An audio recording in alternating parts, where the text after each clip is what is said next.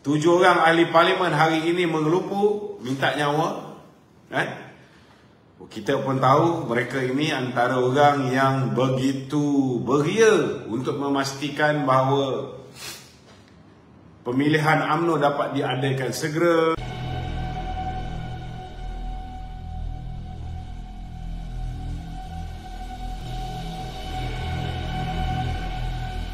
Supaya Presiden UMNO dapat digantikan, orang yang beliau harapkan dapat menjadi Presiden, dapat memastikan watikah dikeluarkan kepada mereka sebagai calon Barisan Nasional.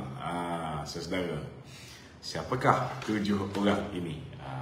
Saya rasa saya tak payah ulas pun, tuan-tuan boleh agak siapa 7 orang yang saya maksudkan. Antaranya, saudara, antaranya yang kita sudah pasti hari ini begitu gelabah, duk berbincang di kedai kopi sana, bincang kedai kopi sini. Antaranya ialah Menteri Komunikasi dan Multimedia Tan Sri Anwar Musa, yang mengharapkan supaya berlakunya pertukaran presiden, kerana beliau sudah pastilah tahu bahawa peluang beliau untuk diangkat semula menjadi calon di Ketereh mungkin agak malap setelah usaha untuk menyingkirkan Datuk Seri Zahid Hamidi telah digagalkan, telah gagal lah sebenarnya, walaupun mereka masih lagi mengharap ianya telah gagal. Yang keduanya tidak lain tidak bukan Governor daripada negeri Perlis, Indra Kayangan. Dan yang ketiga, tuan-tuan pun serba maklum, iaitu Panglima yang telah membunuh JWW Bush daripada Pasir Salak. Pahlawan juga tu, pahlawan tuan-tuan. Semuanya pahlawan. Dan antara yang turut merasa bimbang, saudara, antaranya beberapa orang timbalan menteri. Timbalan menteri di beberapa kementerian yang selama hari ini cukup hebat menyerang Presiden UMNO. Sekarang baru mereka sedar bahawa mereka punya peluang untuk diangkat semula menjadi calon pilihan raya agak malam. Dan ini yang menyebabkan mereka hari ini tidak keharuan. Cuba digunakan Perdana Menteri untuk meminta supaya mereka ini disenaraikan. Namun saudara, masa akan menentukan. Masa akan menentukan. Saya bersyukur kerana akhirnya ROS, sebenarnya ROS tu tuan-tuan, dah keluar surat tu kan. Cuma nak dapat surat tu pun bukan satu perkara yang mudah, bukan satu perkara yang mudah, tuan-tuan. Ada orang tu simpan surat, kita tahu, tapi tak apalah, biarlah ini semua kita simpan, kita simpan menjadi kenangan. Cuma kalau sebelum ini kita tak tahu isi kandung perjanjian di antara Perdana Menteri dengan Muhyiddin Yassin, apa yang termaktub dalam perkara nombor 7, nombor 8, nombor 9. Tiba-tiba Raja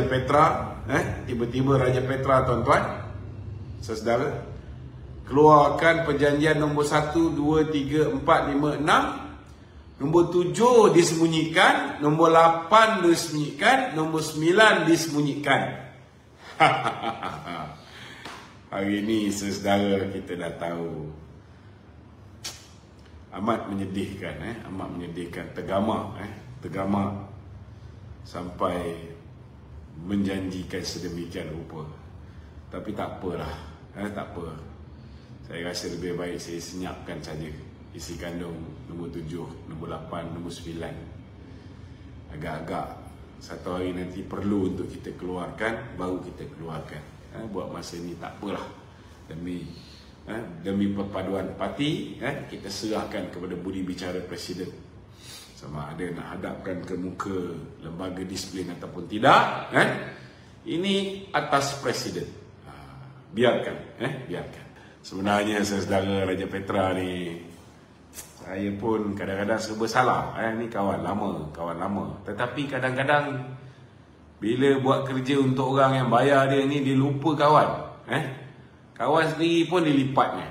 Kawan sendiri pun dilipatnya. Kita ulas pasal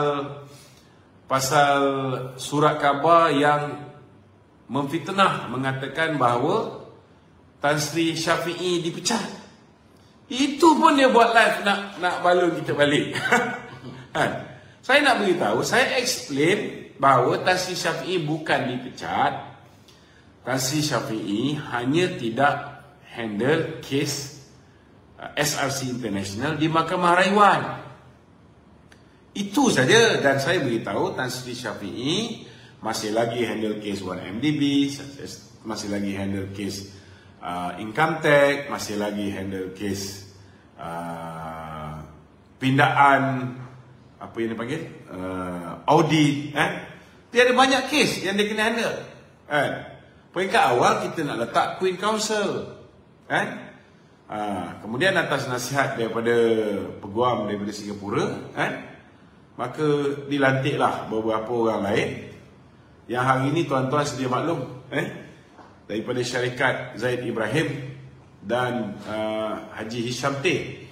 Jadi leading council yang baru ialah Haji Hisham Teh. Haji Hisham Teh ni ialah peguam Datuk Seri Ahmad Zahid Hamidi. Seorang yang hebat. Saya dah pernah tengok beliau berhujah di dalam kes di hadapan Hakim Colin. Memang orangnya hebat, seorang yang tegas. Dan saya rasa tak ada sebab lah, kerana saya jawab itu pun dia nak counter balik. Seolah-olah macam dah tak ada apa sangat yang dia nak buat live. Sampai benda tu pun dia buat live. Tapi tak apalah kan, kita biarkan dia lah. Kita pun faham mungkin kos sara hidup dekat Manchester ni tinggi kan. Untuk dia dapat bayaran lebih, mungkin dia kena buat kerja sikit untuk balance saya ni. Maklumlah tuan-tuan, kadang-kadang hantar Facebooker dengan blogger cikai-cikai ni kadang-kadang tak jalan kan. Orang pun boleh nilai kan. Jadi dia hantar blogger daripada United Kingdom, daripada Manchester, untuk mematahkan hujah-hujah saya. Tapi biarlah nak mematahkan hujah tu, biarlah hujah benda yang betul. Kalau benda yang betul dia cakap, saya akan kata betul. Kalau benda yang tak betul, mengarut kata saya ni lompat parti, dia kata saya tinggalkan keadilan, saya dibayar 10 juta, lepas tu 10 juta tak dapat 2 juta saja. Allahuakbar. Itu sebab saya terpaksa bersumpah menafikan benda tu.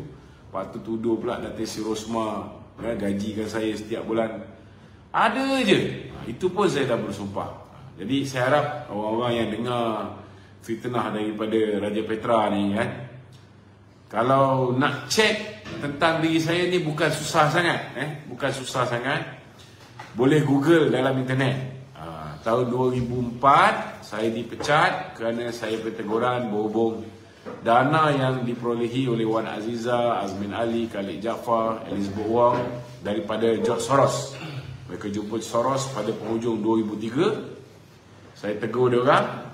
Dan kemudian saya tegur Ketua Pemuda Keadilan ketika itu, Ezam Matno, yang dapat dana. Orang derma yang tu dia buat banglo dia kat Shah Alam, tuan-tuan.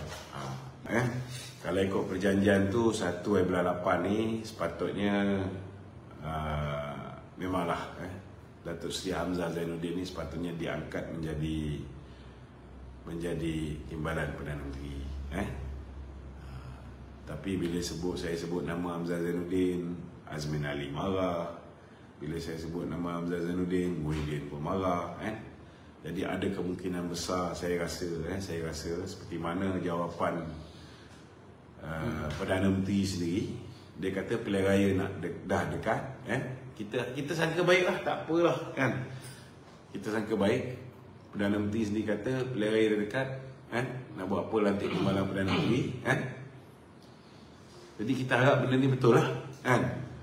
Tetapi kalau 1 hari bulan Ogos tiba-tiba berlaku seperti mana yang kita tak jangka, tiba-tiba ni ada pula jawatan Timbalan Perdana Menteri ni. Sebab Ahli Majlis Kerja Tertinggi Bersatu masih cakap the deal is still on, kan? Tapi tak apalah, kita tengok, bukan lambat sangat. Hari ni dah 30 bulan kan? Besok dah 31 kan? Betul. Kan? 1 hari bulan ni hari Isnin. Hari Isnin. So tak lama lagi, dah dekat dah tu. Okay, ni ada lagi soalan tu. Tapi saya yakin lah, saya yakin tak tu.